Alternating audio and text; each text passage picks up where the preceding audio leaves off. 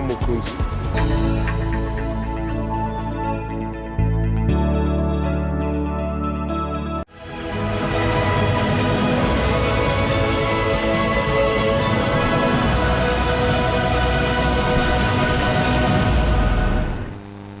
Madame, Monsieur, bonjour et bienvenue à ce nouveau numéro de l'émission Contre nous, plutôt à Décrit Info, ce magazine d'analyse d'actualité politique, sociale, économique et juridique qu'on a lancé ici à CPL Télévision. Des questions importantes, alors très importantes, qui retiennent l'actualité dans cette panoplie de domaines sont mises sur la table et nous tentons justement de les décortiquer et de leur donner un sens ou plutôt une forme selon nous. C'est d'ailleurs pour ça que chaque matin, quand on commence cette émission, nous avons notre slogan que vous avez certainement retenu. On dit que le Décrit Info, c'est tout simplement le tempo de l'actu selon notre feeling. Ça veut dire notre manière à nous de sentir les choses, notre manière à nous de les voir, notre manière à nous de les exprimer. Nous ne sommes pas plus savants que vous. D'ailleurs, nous ne prétendons pas être des savants. Nous avons tout simplement notre manière à nous de sentir les choses et de les voir. C'est d'ailleurs ça la démocratie. La démocratie, ce n'est pas du tout le règne de la pensée unique. La démocratie, c'est la confrontation d'idées. La démocratie, c'est la divergence. La démocratie, c'est le débat. La démocratie, c'est la contradiction. Je suis en veste rouge, l'autre est en veste blanche. Je dois accepter que si le rouge existe, le blanc doit aussi exister.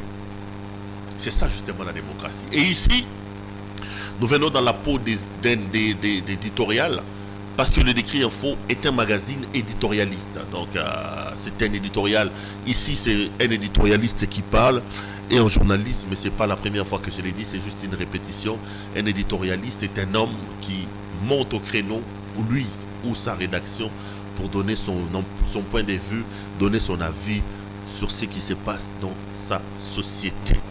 Laissez-moi vous dire grand merci pour l'intérêt que vous n'arrêtez d'accorder à cette émission. La main sur le cœur, je tenais à vous dire merci pour la confiance. Le travail que nous faisons ici, nous le faisons pour vous et par vous.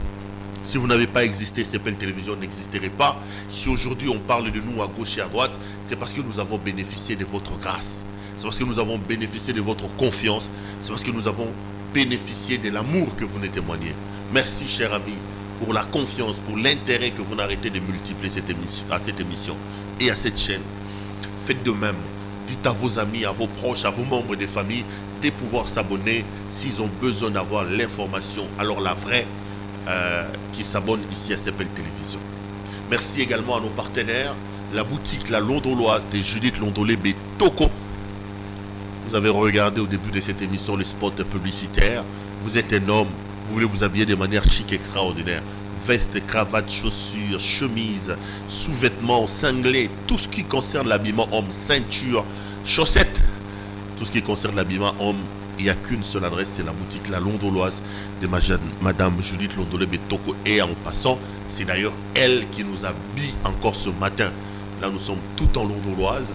Si vous voulez être chic, appelez La Londoloise. Coucou également à un autre partenaire, c'est Colette Nzinga avec sa fondation Les Dieux de Moïse. Les Dieux de Moïse, c'est donc la fondation de Madame Colette Nzinga. Colette Nzinga depuis la Suisse, on te salue. C'est une association qui nous aide quand nous avons besoin d'un appui sur le plan social ici. Quand il y a des problèmes dramatiques, on a besoin que l'humain parle, que le côté humain puisse parler.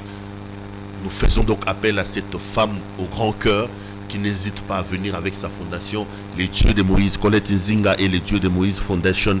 Merci également à vous. Vous avez vu le thème, les amis. Je voudrais qu'on réfléchisse aujourd'hui un peu sur ces sagas judiciaires qui se profilent à l'horizon. Le prochain procès Willy Bakonga, le procès Matata Ponyo Mapan, il y en a d'autres encore qui vont bientôt sortir. Et vous avez vu mon thème? J'ai dit procès ou interpellation ou encore affaire judiciaire Matata Ponyo, la première erreur de messieurs Matata Ponyo. Je vais ergoter autour de ça, j'ouvrirai mon téléphone et je vous laisserai le temps de pouvoir parler, de pouvoir critiquer. On peut éventuellement, comme on a toujours l'habitude de le faire, poursuivre les débats en dehors de ce plateau, donc dans le couloir. Mais avant tout, si vous êtes un habitué de cette émission, vous connaissez le principe. Le principe est clair et simple. c'est que nous commençons nos émissions toujours par rapport à la situation sécuritaire dans l'Est de la République démocratique du Congo. Vous avez vu la joie dans l'Est de la République. Vous avez vu les populations en train de se réjouir pour la mobilisation. L'armée congolaise est en train de faire des exploits. Nous voulons ici tirer les chapeaux à nos FARDC. Nous voulons tirer le chapeau au commandant suprême des FARDC, M. Félix Antoine Tshisekedi Tshilombo. Monsieur le Président, bravo à vous. Monsieur le Président, chapeau bas.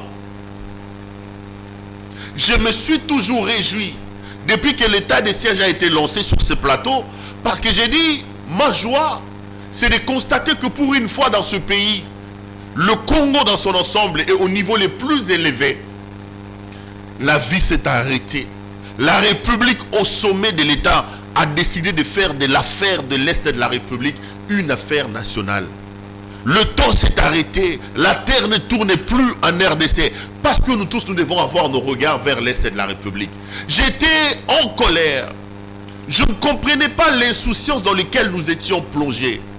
Je ne comprenais pas que nous ayons une bonne partie de notre pays qui vit des situations dramatiques, des situations compliquées. Alors que des pans entiers de ce pays, notamment ici à Kinshasa, les gens se comportent comme si l'Est de la République était loin ou ailleurs. J'ai toujours dit que le Congo doit être conçu, doit être compris comme un corps.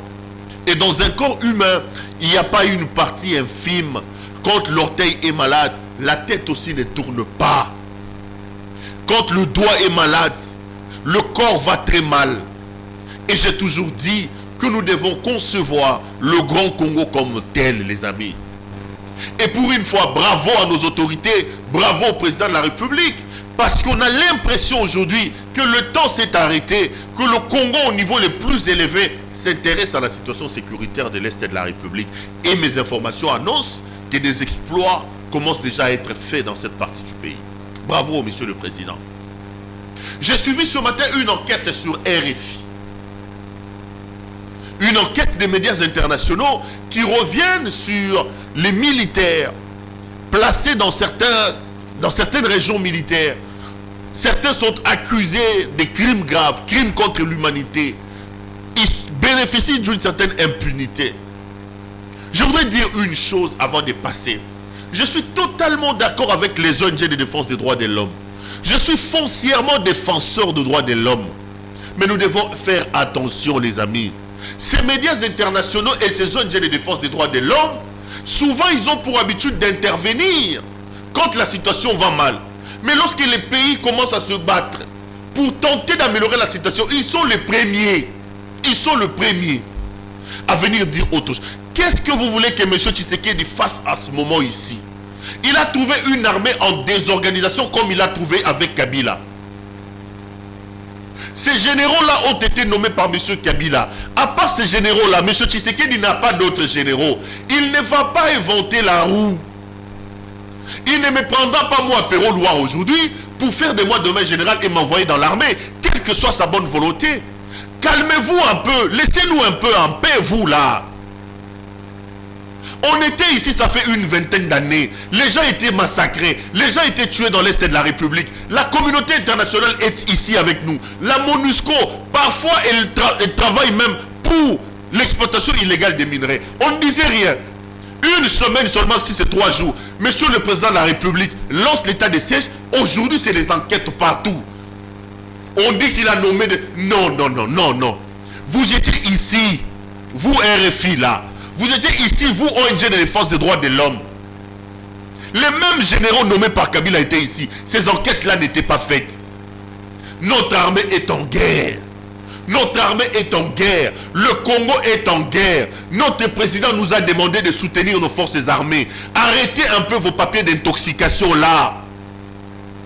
Pour une fois, laissez-nous un peu en paix. Essayez un peu le remède de M. Tshisekedi.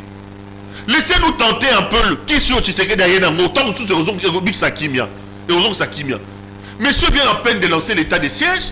Monsieur vient à peine de prendre des décisions draconiennes.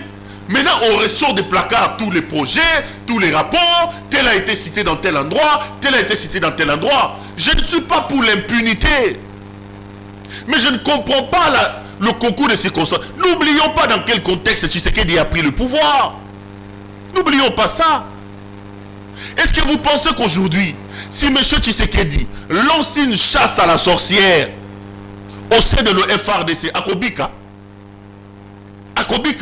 comment va-t-il se réveiller un matin, commencer à arrêter tous ces généraux? Certains sont encore loyaux à M. Kabila.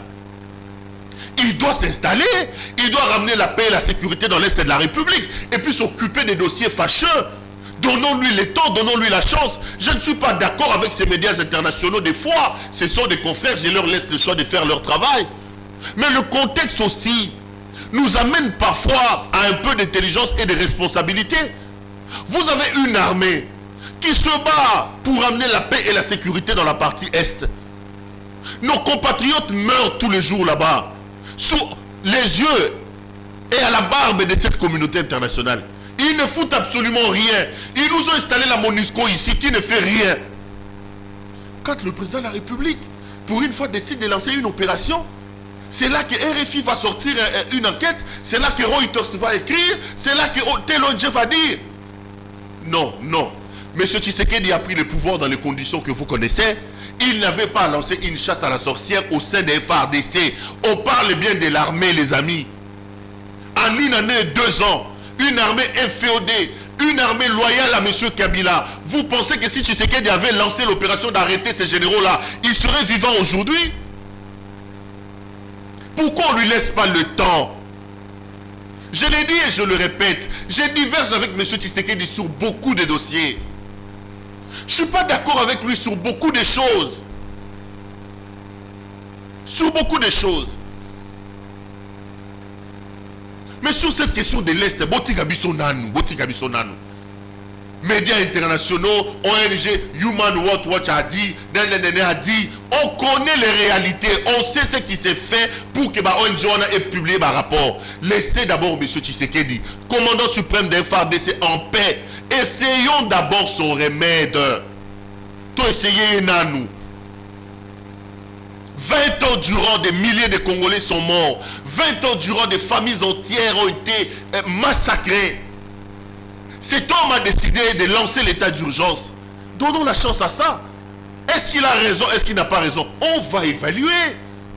On va évaluer. Monsieur le président de la République, prenez le coton, mettez dans les oreilles. Focus vers l'Est de la République. Et sur ces points-là, monsieur le président, vous avez mon soutien. Sur ces plans-là, monsieur le président, chapeau bas à vous. Le Congo a besoin de vous, monsieur Tshisekedi.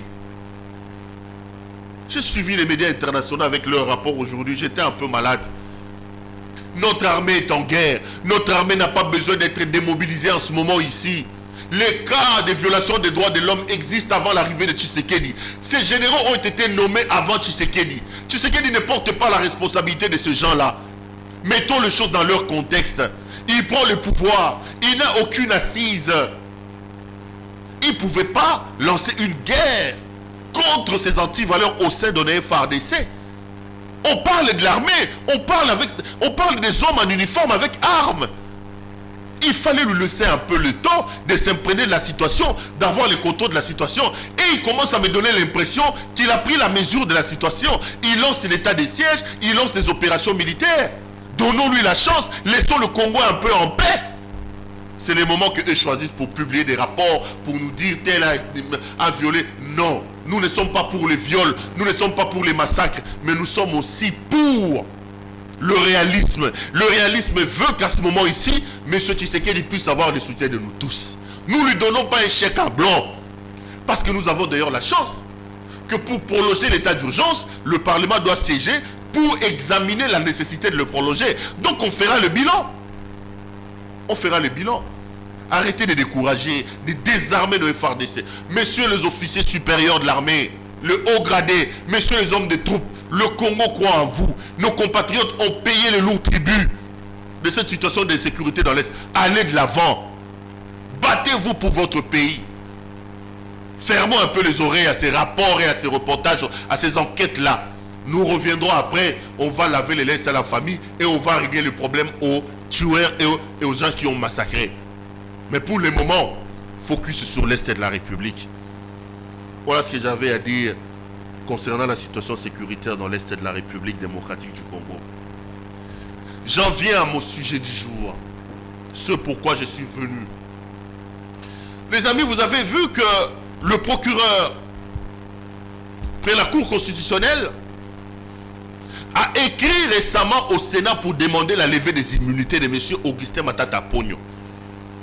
Les procureurs voudraient l'entendre ou le poursuivre pour les détournements, semble-t-il, des deniers publics dans le cadre du projet agro-industriel de Bukangalozo. En fait, il s'agit des rapports que l'IGF, l'inspecteur général des finances, M. Jules Alengueti, avait établi sur le détournement des fonds par rapport au projet Bukangalozo. L'IGF nous a dit que l'État congolais a sorti 285 millions de dollars américains. 285 millions de dollars américains pour le projet Bukangalozo. Et selon les enquêtes menées par l'IGF, sur les 285 millions de dollars, seulement 80 millions ont été utilisés. 80 millions ont été utilisés pour ces projets. 205 millions de dollars américains ont pris une destination inconnue. Nous sommes donc en droit de savoir 285 millions de dollars américains, seulement 205 millions ont, seulement 80 millions sont retraçables. On peut retracer ça. Le reste, on ne sait pas là où ça se trouve. C'est l'argent de la République. C'est l'argent du contribuable congolais. Nous devons savoir où se trouve effectivement cet argent. Monsieur Augustin Matata Ponyo, qui était un peu le poumon de ces projets, parce que c'était lui qui était le Premier ministre, a fait une conférence de presse à laquelle j'ai d'ailleurs participé. Matata a botté en touche toutes les allégations de l'IGF. Il a fait savoir que ce n'est pas 285 millions qui ont été sortis. Matata parle de 152 millions de dollars américains seulement qui ont été sortis des caisses de l'État pour l'affaire Bukangalozo. Du coup, il y a deux voies discordantes et il faut que la justice établisse les faits. C'est dans ce cadre-là, probablement, que le procureur près la Cour constitutionnelle a écrit au Parlement. Pourquoi le procureur près la Cour constitutionnelle? Parce qu'à l'époque des faits, M. Matata est Premier ministre. Vous savez que comme Premier ministre, monsieur jouit donc des privilèges de juridiction. Seule la Cour constitutionnelle peut donc juger le président de la République et le Premier ministre. La Cour constitutionnelle a donc écrit pour la levée des immunités de Matata Ponyo, qui à l'époque des faits était Premier ministre, qui agissait à l'époque des faits comme Premier ministre. Et Matata Ponyo s'est dit prêt à répondre. Mais aujourd'hui, je parle de quelques erreurs de M. Matata Ponyo. J'ai vu que Augustin Matata Ponyo a fait 2 tweets. Et je trouve que ces tweets-là sont assassins pour lui-même. Ces tweets-là risquent de se retourner contre M. Matata. Dans son premier tweet, Augustin Matata Ponyo dit que de la Guinée où il se trouve, il a décidé d'écourter son voyage pour revenir à Kinshasa pour lutter contre une justice politiquement instrumentalisée. Première erreur. On ne peut pas décider de répondre à une convocation, à une demande de justice, d'aller devant cette justice-là. Bien avant même qu'on en arrive, on commence déjà à jeter de l'opprobre sur la justice. Ça, c'est un précédent fâcheux contre Matata. Mais si effectivement cette justice-là est politiquement instrumentalisée, pourquoi l'ancien Premier ministre accepte-t-il de venir répondre devant une justice politiquement instrumentalisée? J'ai beaucoup de sympathie pour Matata, vous pouvez tout dire. Mais Matata a quand même fait preuve de leadership et d'une gestion qui a laissé des traces. Bon, à un moment donné, il faut qu'on accepte. Parce qu'après ton Matato Kita, qui était avant Matata? C'était Mozito. C'était, comment il s'appelle, le monsieur Djoupalou qui est décédé. Antoine Gizenga Fuji. Après Mozito, nous avons Zuki. Après Matata, nous avons Zuki. Sami Badibanga. Bruno Chibala Nzeze. Ilunga Ilunkamba. Aujourd'hui, nous avons Samalo Kondé. Prenez tous ces premiers ministres qui étaient là avant Matata. Je parle de l'époque Kabila. Prenez ceux qui sont arrivés après Matata. Faites un bilan comparatif. Faisons une analyse comparative. On va se rendre compte. Insultez Matata comme vous voulez.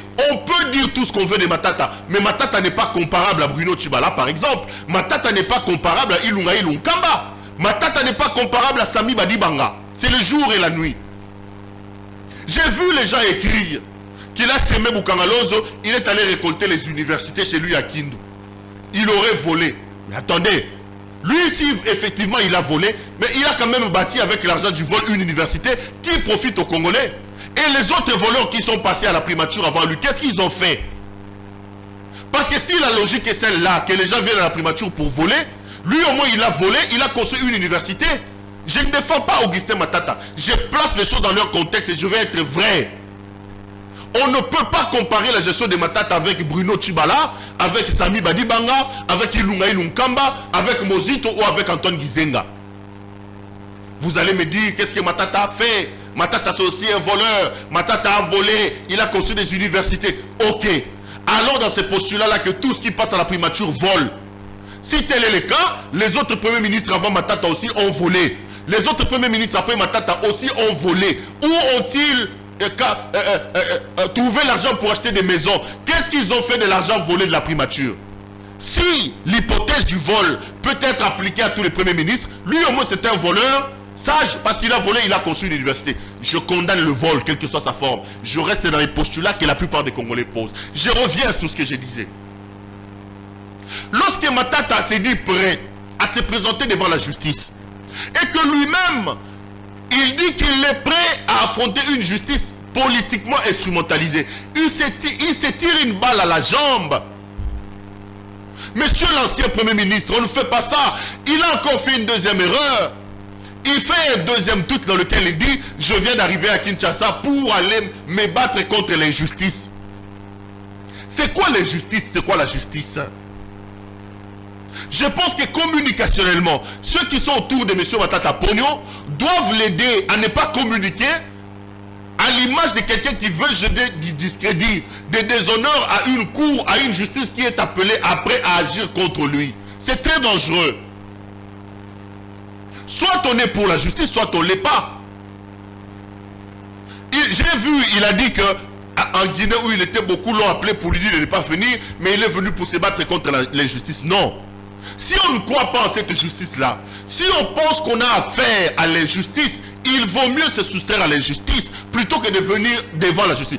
Je me rappelle de l'avocat de mon ami Patience Saïba, Maître Laurent Onyemba, que j'ai suivi à l'époque sur Top Congo. Patience Saïba était accusé ici, à tort ou à raison, je ne sais pas, d'avoir détourné l'argent de l'OGFREM. Et on a dit que Patience Saïba est entré en cavale. On racontait ici qu'à l'ambassade en Tanzanie et tout ça, tout ça. Une fois, on a posé une question à son avocat, Maître Laurent Onyemba.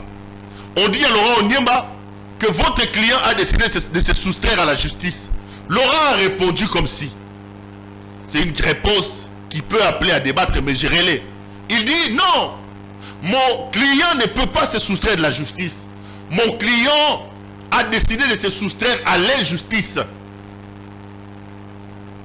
Parce qu'il considérait que la procédure, les lynchages auxquels faisait face le DG de l'OGFREM était une injustice. Je reviens à ce que je disais sur Matata Pognon. On ne peut pas dès le départ écouter sa visite, écouter sa mission en Guinée, revenir pour aller présenter ses moyens de défense et d'emblée jeter de l'opprobre sur cette justice-là appelée à vous entendre. Il va énerver la justice, il va énerver les magistrats. La preuve, elle est là avec M. Kamere. Venez répondre à la convocation, où la convocation était mal écrite. Venez répondre à celle-ci. Quand il va, on l'écueille, on l'amène en prison. Aujourd'hui, Kamere a 20 ans de prison. Nous devons savoir effectivement ce que nous voulons. Je pense que ça, c'est une grosse erreur sur le plan de la communication, que de dire qu'on est prêt à répondre de ce pourquoi on est convoqué par la justice, et après qu'on le dise, c'est une injustice, c'est une justice politiquement instrumentalisée. Non. Aidons l'ancien Premier ministre, ceux qui sont autour de lui. Matata, je connais que c'est un monsieur brillant qui est entouré de professionnels à qui on ne peut rien reprocher, mais je pense que ces deux tweets-là sont quand même des tweets assassins. Ça met une configuration pas bien. Il décide d'écouter sa mission en Guinée pour revenir au pays, c'est une bonne chose. Répondre à la justice, c'est une bonne chose. Mais on n'écoute pas sa visite pour venir répondre à une justice politiquement instrumentalisée, M. Matata Ponyo. Et aussi à notre justice. Vous nous avez dit ici que nous sommes pendant l'état des droits. L'état des droits, c'est aussi la capacité de respecter les droits de la défense. Les droits de Matata Ponyo ou d'autres accusés doivent être défendus. Arrêtez à un moment donné aussi de donner l'impression que c'est une vitesse à double vitesse. Aujourd'hui, Matata Ponyo se retrouvera certainement demain devant son juge. Mais Eteni Longondo, cité par le même IGF dans l'affaire Covid, où se trouve-t-il? Eteni Longondo aussi a eu un rapport accablant contre lui par monsieur l'inspecteur général des finances. Mais on a l'impression que concernant Longondo, peut-être parce qu'il est de l'UDPS, les gens sont en train de traîner les pas. Qu'est-ce que la justice nous dit sur Longondo? Est-ce qu'ils ont déjà instruit et qu'ils ont estimé qu'il n'y avait pas des éléments accablants contre Longondo et qu'ils avaient déchargé M. Longondo? Qu'on nous dise. Mais on ne peut pas comme ça commencer à appeler les uns et les autres sans pour autant aller jusqu'au bout de la logique. Longondo a effectivement été cité dans un rapport de l'IGF. Dites-nous qu'est-ce que vous faites de l'affaire Longondo. Willy Bakonga ici que tout le monde présente comme un voleur. On dit qu'il a volé. Mais qu'il vole ou pas, ceci n'appelle quand même pas à violer les droits de la défense. Bakonga loge aujourd'hui en prison, condamné à 3 ans de prison. J'ai déjà fait plusieurs décrits ici, vous savez ce que je pense de Willy Bakonga. Je condamne les actes, mais cela n'amène pas les gens à nous créer des monstres juridiques ici. Bakonga est arrêté au Congo-Brazzaville. Kapiamba nous dit ici que Bakonga a volé 2 millions de dollars américains. Monsieur Kapiamba, vous êtes un défenseur de droits de l'homme. Vous êtes un avocat. Arrêtez de jeter en pâture l'image des gens. Arrêtez de jeter les discrédits. Kapiamba peut-il aujourd'hui nous dire que Willy Bakonga avait effectivement 2 millions de dollars américains? Impossible. Mais c'est Kapiamba qui a livré la première mèche. Si Bakonga est aujourd'hui en prison, c'est à cause de la clameur publique, entre autres, de M. Georges Kapiamba. Ces histoires des ONG de défense des droits de l'homme, on connaît pour qui ils roulent. Parfois ils font des... Non, soyons logiques avec nous-mêmes. Kapiamba nous a dit que Willy Bakonga avait dans ses valises 2 millions de dollars américains. Mais après on s'est rendu compte que Willy n'avait pas... Willy Bakonga est en prison aujourd'hui à cause de ces tweets assassins de M. Kapiamba. On arrête Bakonga, on l'amène ici à Kinshasa. Ok. Mais vous avez vu que monsieur a fait face à un procès expéditif. On a expédié son procès, je ne sais pas. Bakonga est condamné aujourd'hui à 3 ans de prison. Je suis d'accord que si quelqu'un fait des actes, mais regardons, on le condamne pour blanchiment d'argent et pour transport illicite des fonds. On dit qu'il est coauteur. L'argent a été retrouvé dans les valises de son enfant. Un enfant majeur qui reconnaît que c'est moi-même qui ai pris cet argent-là. L'argent, c'est ma mère qui a mis à l'intérieur. Bakonga dit que la responsabilité pénale est individuelle. On dit non, vous êtes co-auteur. Mais pourquoi Bakonga est-il co-auteur? Oh non, parce que vous et votre fils, vous avez signé le PV au même moment. Attendez, je ne suis pas juriste. Mais je ne comprends pas cette monstruosité-là. Vous arrêtez 2 personnes, dans la mallette de l'un, vous trouvez 30 000 dollars américains, et vous prenez ça, vous donnez ça pour le compte de l'autre. Je ne comprends pas. Cette gymnastique juridique-là, qu'est-ce qu'ils ont fait pour tomber dans ça? Ok, les 2 sont co-auteurs. Mais comment est-ce qu'on peut condamner le fils qui est auteur des faits à 6 mois de prison et Willy Bakonga qui est co-auteur à 3 ans de prison? Quelle explication ça donne? Et je rappelle ici que nous sommes devant la Cour de cassation, la plus haute cour. Dites tout ce que vous voulez, mais je pense que même quelqu'un qui a tué ici a droit à sa défense. Les droits de la défense doivent être respectés. On ne peut pas expédier les gens comme ça, comme on a expédié le procès Willy Bakonga. Non, pas du tout. Pas du tout. On dit qu'il a pris 2 millions de dollars américains. Monsieur débarque à Kinshasa. Il n'avait que ces 2500 dollars dans ses valises et on a trouvé 30 000 dollars. Mais quand on parle de blanchiment d'argent, j'ai posé la question avant de monter ici à certains juristes. C'est une infraction qui est retenue pour une certaine catégorie de personnes. D'abord, le statut de la personne qui est accusée. Willy Bakonga peut-il être poursuivi pour blanchiment de fonds? Est-ce que Willy Bakonga travaille dans une banque? Est-ce que Willy Bakonga est dans une affaire de manipulation d'argent? Non. Mais un autre élément, c'est l'origine des fonds. Pour qu'il y ait blanchiment d'argent, il faut que ces fonds-là proviennent d'une origine douteuse. Monsieur Bakonga a plusieurs écoles ici. Il a été plusieurs fois ministre. Même dans l'hypothèse où les 30 000 $ américains appartenaient à Willy Bakonga, est-ce qu'on peut condamner Willy Bakonga pour 30 000 $? On peut douter de l'origine des 30 000 $. Non, Bakonga ne peut quand même pas manquer 30 000 $. Non. Ces fonds-là, on ne peut pas dire que c'est des fonds qui proviennent d'une origine douteuse. Installons l'état des droits, les amis. L'état des droits, c'est un état dans lequel nous tous nous sommes soumis à la rigueur et à la primauté de la loi. Même les magistrats, dans leur façon de rendre justice, ils doivent respecter la loi. L'état des droits, c'est le respect des droits de la défense. Ne faisons pas des procès expéditifs à la Willy Bakonga ici. Sinon, comment vous allez m'expliquer que Willy Bakonga arrêté avec son fils, l'argent trouvé dans les caisses des fils, le fils auteur, soi-disant du blanchiment et des transports illicites des fonds, est comme de 6 mois, Willy Bakonga, co-auteur, est condamné lui à 3 ans. Non, non. Pas comme ça, messieurs les juges, pas comme ça. Je n'ai pas envie de vous apprendre votre travail. Je n'ai pas étudié la justice, je n'ai pas étudié les droits, mais je suis en train d'établir sur ce que je vois. À la rigueur, donner la même peine aux deux. Comment le fils auteur a 6 mois et le papa qui est co-auteur a 3 ans? Ne faisons pas les choses à mettre de l'eau dans le moulin des gens qui pensent qu'aujourd'hui c'est des vengeances, c'est des règlements de comptes. Vous appelez Zoé Kabila ici à Kinshasa. Vous savez ce que je pense de cette famille-là. Zoé Kabila arrive ici, vous le retenez pendant 40 jours. Là-bas à Kalemi, vous organisez un procès contre lui à l'Assemblée provinciale, vous le faites tomber. Attendez. La beauté du droit, la beauté de l'état des droits aurait voulu que vous acceptiez que monsieur rentre à Kalemi, qu'il présente ses moyens de défense. Si l'union sacrée était déjà majoritaire, l'union sacrée aurait pu vaincre même les moyens de défense apportés par monsieur Zoé Kabila. Vous le retenez ici à Kinshasa, vous violez ses droits, vous refusez qu'il aille présenter ses moyens de défense là-bas, et un procès expéditif est organisé à l'Assemblée provinciale, monsieur tombe. Non, nous sommes pour l'état des droits.